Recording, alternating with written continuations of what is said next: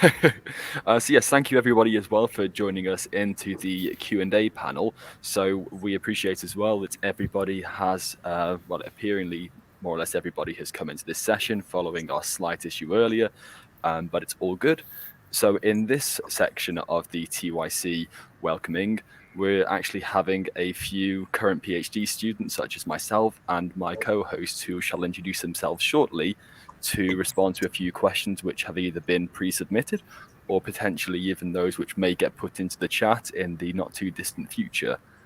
So just to start things off, my name is Robert Jones. I'm a PhD student at King's College London.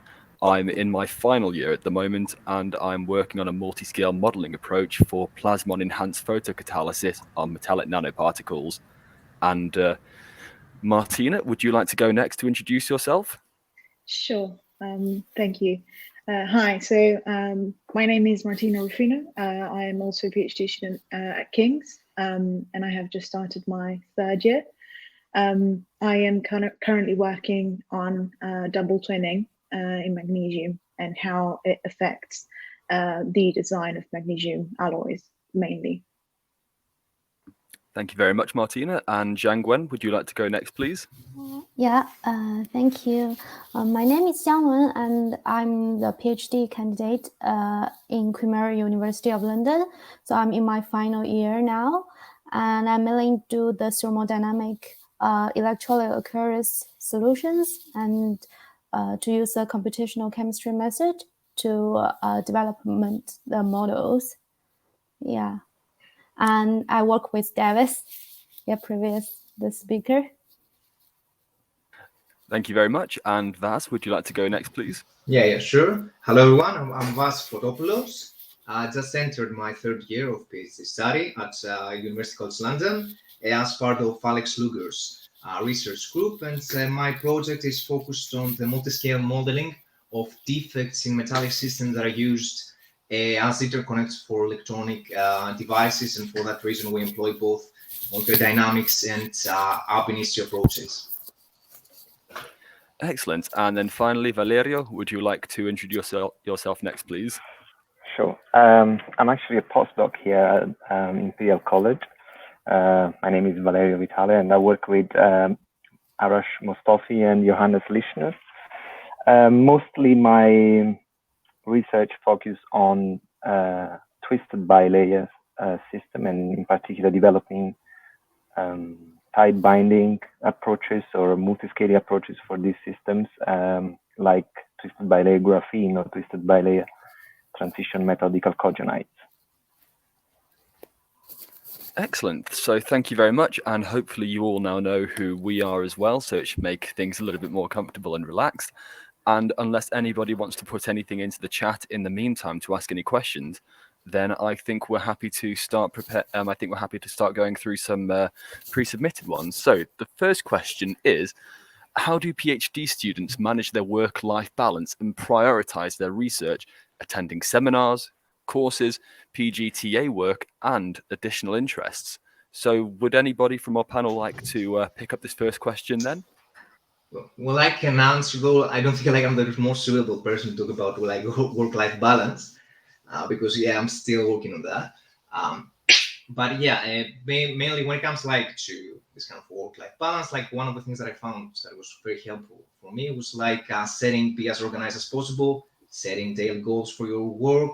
That's actually helped me a lot to manage my time. And I would strongly advise everyone to attend seminars, workshops, and summer schools, anything related to your research that you think is going to be useful for you.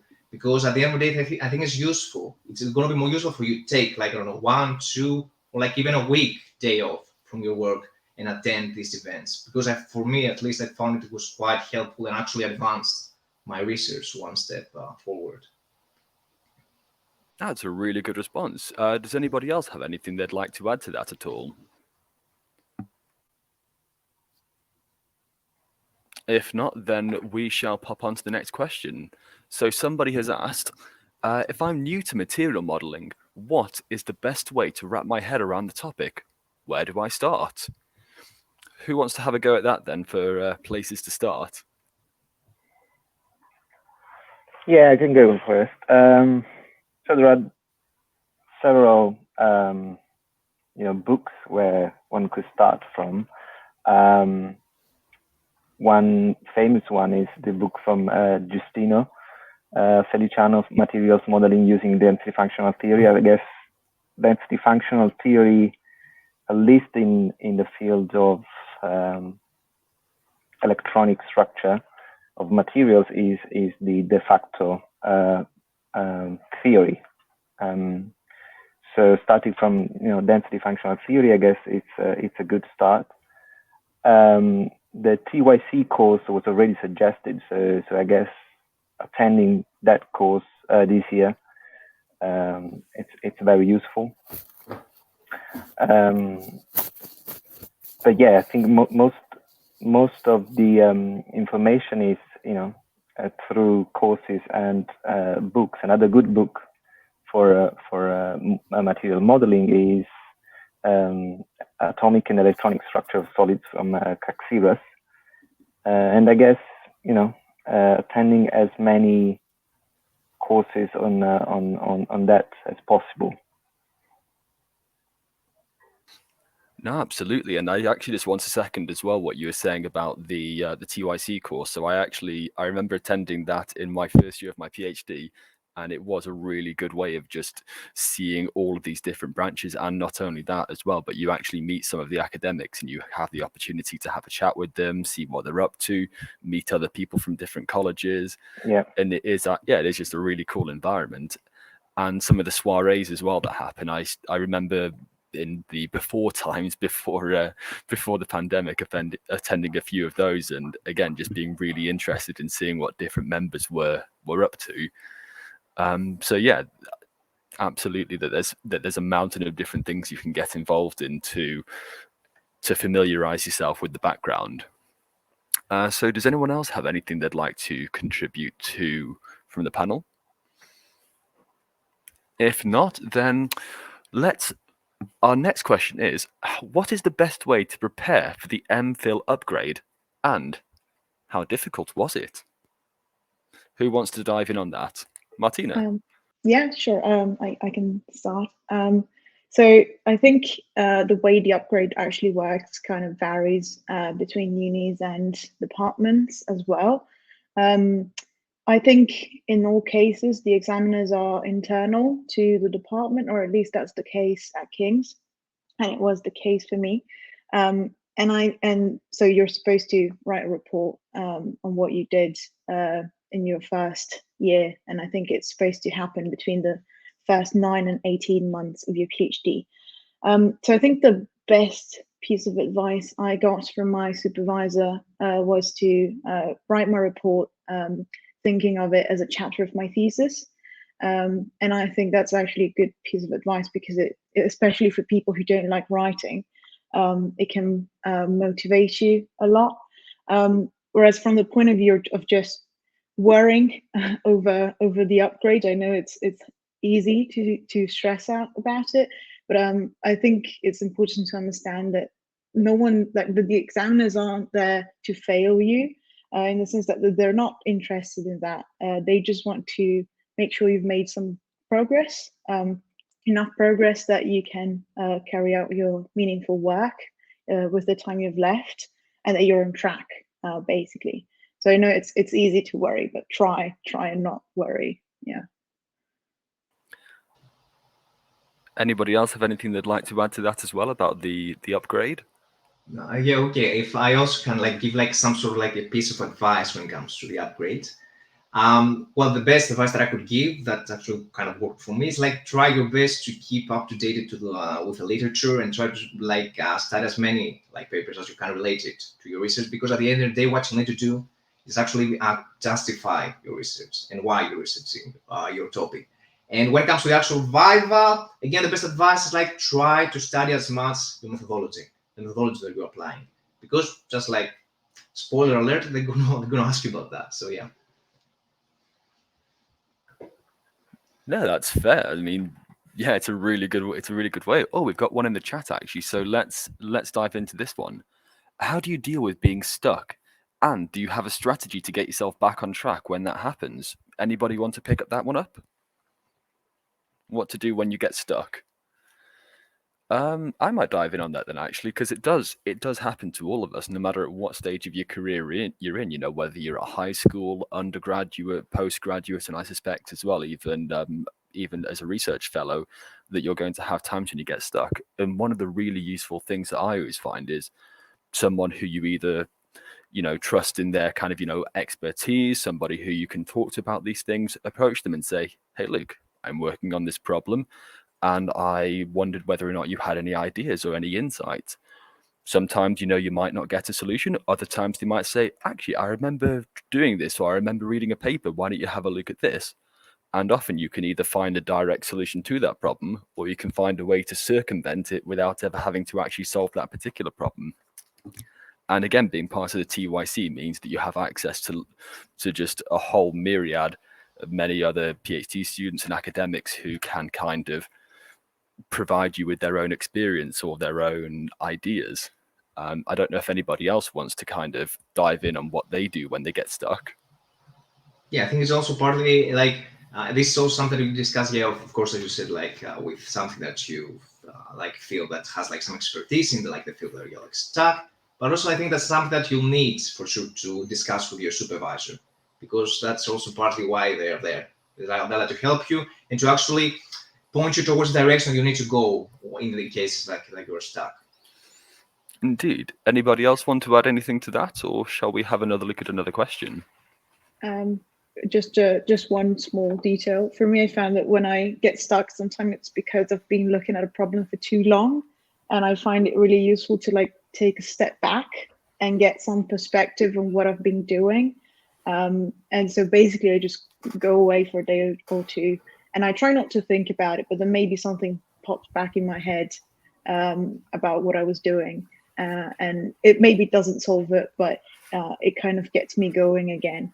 So just try and get, and I think it actually helps speaking to people, as you were saying, Rob, about what you've been doing, because they can provide a different point of view as well.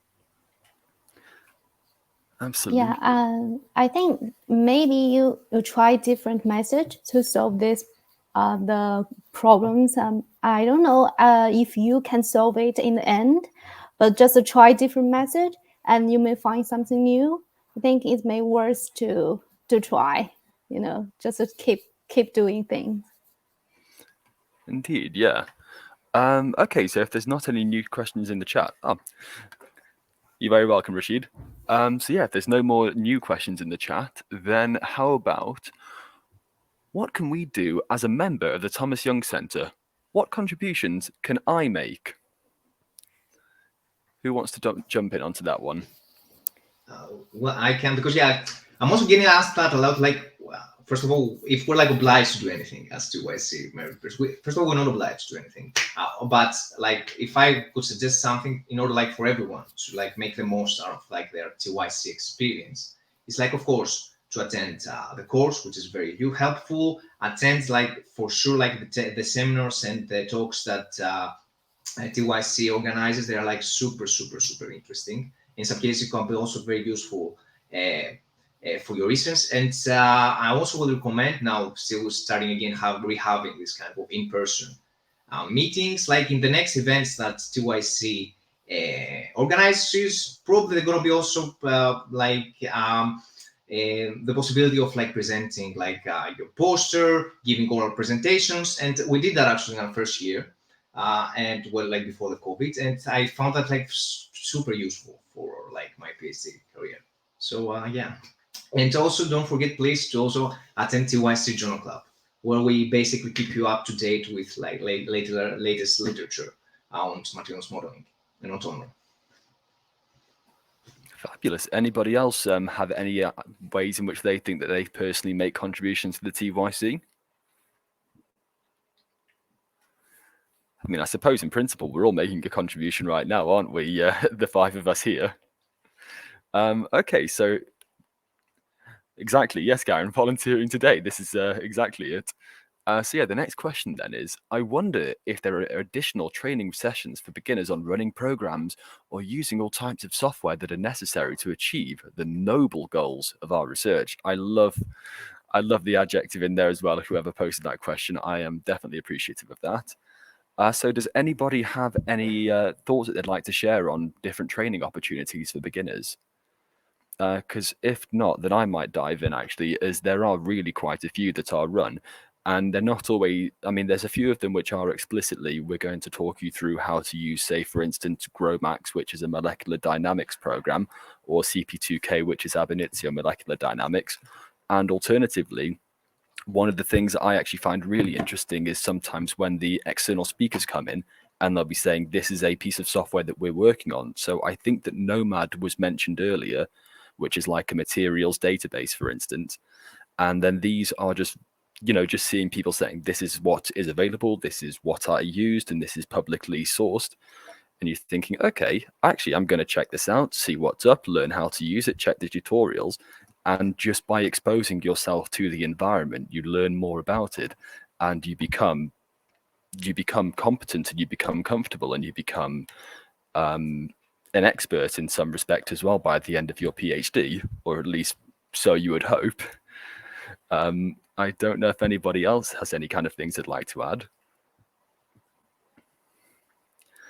As I suppose, to be very explicit as well, one of the ones that I had not too long ago was it was by the Archer group, so not explicitly the MMM Hub and TYC, but by being one of these people involved in it, then I was able to, I was able to access a course on running CP2K more efficiently for some of my own work. So yeah, there's loads of different things you can get involved in, and it's quite fantastic actually. Okay, so let's dive into the next question. So, what, in your opinion, did you find was the most difficult thing about transitioning from undergrad to PhD? And have you got any advice that will help with this? Who wants to jump in onto this one? Yeah, I can do that. So I think that the main issue for me, at least at first, was the lack of structured literature. By that, I mean that when you're an undergraduate student, you get fed material, essentially, right? So there's a teacher who tells you this is what you need to study, and then there's going to be an exam. But obviously, that's not what happens with your PhD. You've got this pretty big problem to solve, and the way you do that is sometimes up to you. It doesn't have to be a set path. So the first thing you need to do is obviously go through lots of literature and look for what's specifically useful for you. And I think what helps a lot in the beginning is to try and look for textbooks first, rather than jumping straight to papers, because papers usually can be more concise and jump some details that you might need to know beforehand. And I think my supervisor was really helpful in providing guidance on that. So you don't have to be basically jumping straight on your own into the ocean. It can be a guided dive, let's say. But also group members of your research group can help you, because you'll find that many of them have been basically in the same place where you've been, even if their projects were slightly different from yours. They still probably went through what you're going through. So yeah, that'd be my advice.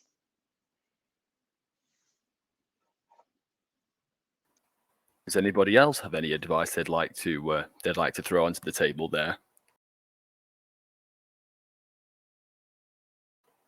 If not, then we shall, and seeing there's no new questions in the chat, then we shall dive into the next one that we've had sent to us in, and that is notes. Do you prefer them to be handwritten or typed up? Yeah, I got on this one. So I've tried many things over the years, and there's no right recipe. It all depends on what you're more comfortable with. I guess in the end, I've stuck with a combination of both. I use on my every day. I take notes on pen and paper. But at some point, every week or so, every 2 weeks, when I realize I have something meaningful, or I have derivation that might be useful, or I got to some results that I think are useful at that point, I sit down and type them up. So yeah, I really think for me what works is the combination of the two. I usually have on Overleaf, I have always I have a project open for what I'm doing. So every time I feel like it's the right moment to type them out, I open the Overleaf and I just go for it. Yeah, I think I totally agree with that. It's like a combination of both. Most of the time, I just use handwriting because before the COVID, when we have the meeting with my group and my supervisor, it's more convenient if you just show some handwriting notes, and they can also take notes in the same paper, and it's more convenient. But now it's like COVID time. We more have like the online meeting, so by sending emails or something, I think maybe we more need like the online, like electronic so notes. It's not like handwriting. It's not go really well for that situation. So I think it's truly depends on the situation, what you want and how you want to share your goals. Oh, one thing is like if you take the hand notes, I think we may need a binder to order different notes we have. So that's another thing. No, thank you both. Anybody else have any strong opinions on what they do with their notes or how they maintain them? If not, then our next question that we've had sent in to us is, could you please name a few aspects or indeed areas that you benefited from the most from the TYC? So who wants to talk about the ways in which they've benefited most from the TYC then? Okay, because already I mentioned like a couple of things that I found like very useful. That's through TYC, like the events, the courses, the opportunity to present, discuss, and communicate my work. But also for me personally, the greatest benefit that I got out of TYC was the fact that as you mentioned earlier, like Robert, was the fact that I got the opportunity to actually get in touch and meet students, not only from UCL, but also from other institutes like King's, Queen Mary, Imperial, which actually helped me a lot, like to discuss, they're like students that do like similar research that I do for the similar topics. And we got like this sort of, as it is like right now, this sort of feeling of having like a community of students to do like research on materials modeling. And for me personally, that was like the most important benefit that I got from TYC. I'm not sure what's the others' opinions.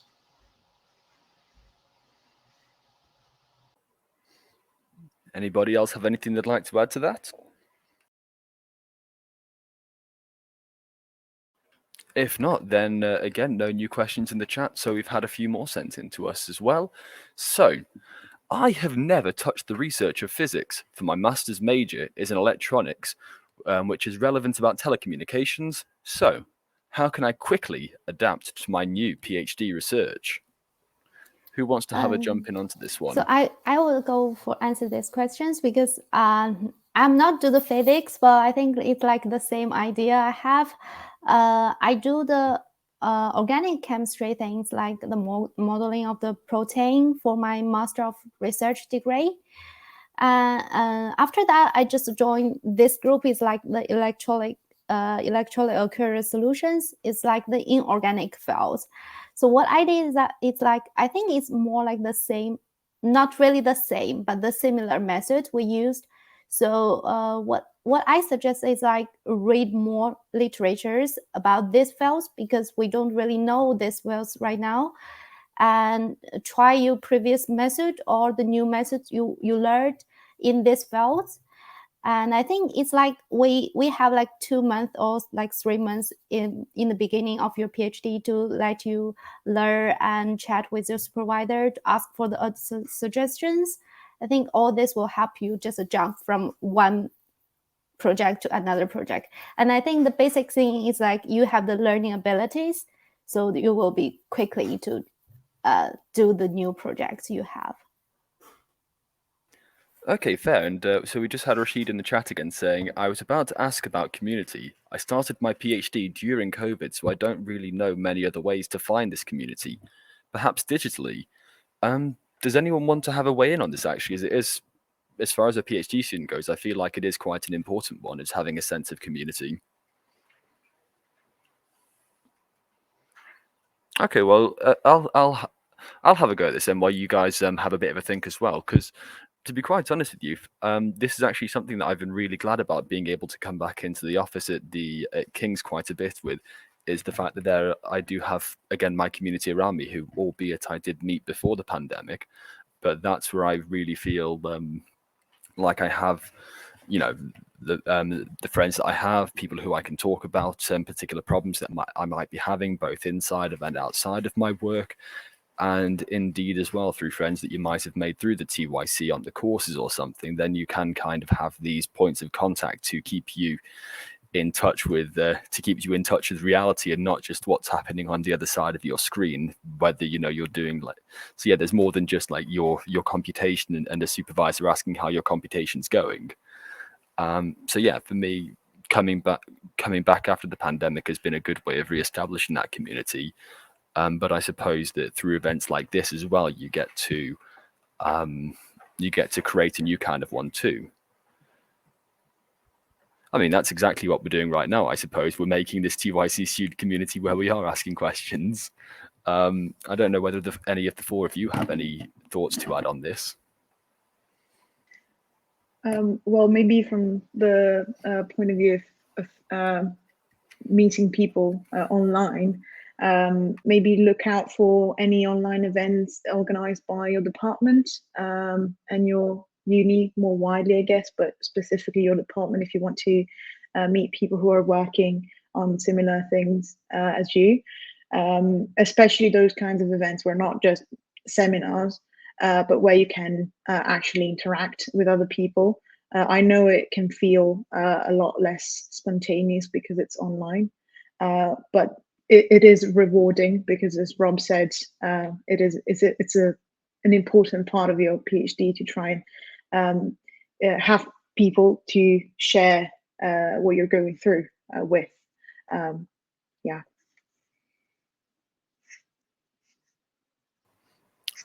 Okay, cool. So I'm aware that I don't know how much longer we've got in our session, but I'm thinking one or two more questions, and just so, because I know that we've originally had allotted like half an hour or so one or two more questions we should be good with.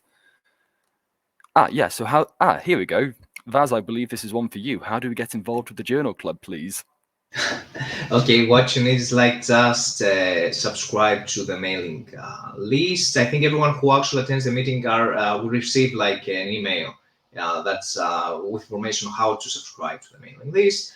If you're subscribed, you will receive like advertised like emails that will give you like a Zoom link to like join us. Like there are like meetings. They take place like every 2 weeks, like fortnightly. So they're quite fun. We discuss like research publications. It's student led, so I think it would be nice like if we have like everyone attending. Maybe that's how you can meet people as well. Exactly, yeah, that's a way to build like community. Okay, I think we'll probably do one more question then from those that have been sent in to us, besides PhD memes, of course. I think we'll do one more question that's been sent in to us then, and I think from there we'll probably do some breakouts. Actually, maybe a bit heavy. No, we do heavy here. Do any of you have any experience, any feelings of imposter syndrome? And if so, do you have any tips on how to deal with it? That's a really good question, actually. Again, I'll open the floor to the four of you if you want to throw any thoughts in. Okay, I guess while you're gathering your thoughts, I'll start with this one then. Yeah, absolutely. definitely at the start of it, you find yourself, it's very easy to find yourself thinking, my goodness, I'm not quite sure that I'm have everything that I need to have upstairs in order to do the things that I need to do. It can feel like there's a lot of expectations placed on you, and you actually realize, again, maybe this is just my own experience, but you actually realize that a lot of those expectations are those that you're placing on yourself, that at the end of the day, your supervisors, the people around you, they all want you to be the best possible version of you can be, not placing these heavy weights on you. They want you to do well. They want you to succeed. They want you to be a competent and good scientist. They don't want you to be stressed out and suffering.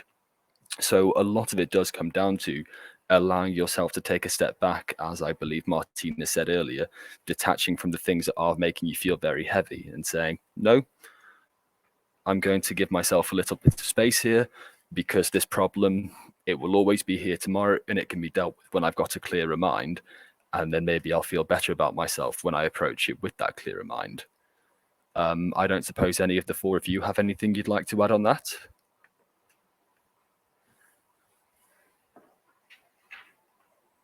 Thank you.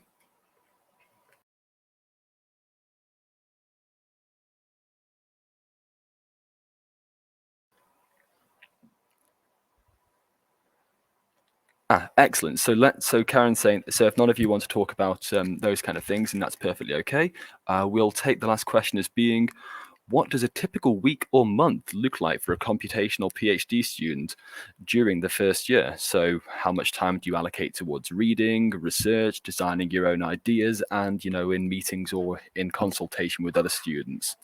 So who wants to have a go at this one?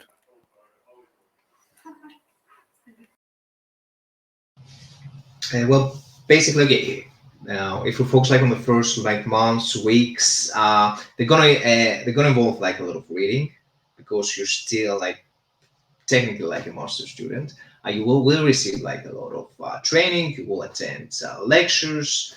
You should attend TYC courses, because they're very useful, giving you even an idea and to help you understanding the main principles of materials modeling. And in my case, I also have weekly meetings with my supervisor, which I found very useful. We discussed about my new results, what I needed to actually pay more attention to, what kind of literature should I start studying, and also discussing about ideas about things that we would like to investigate in the future.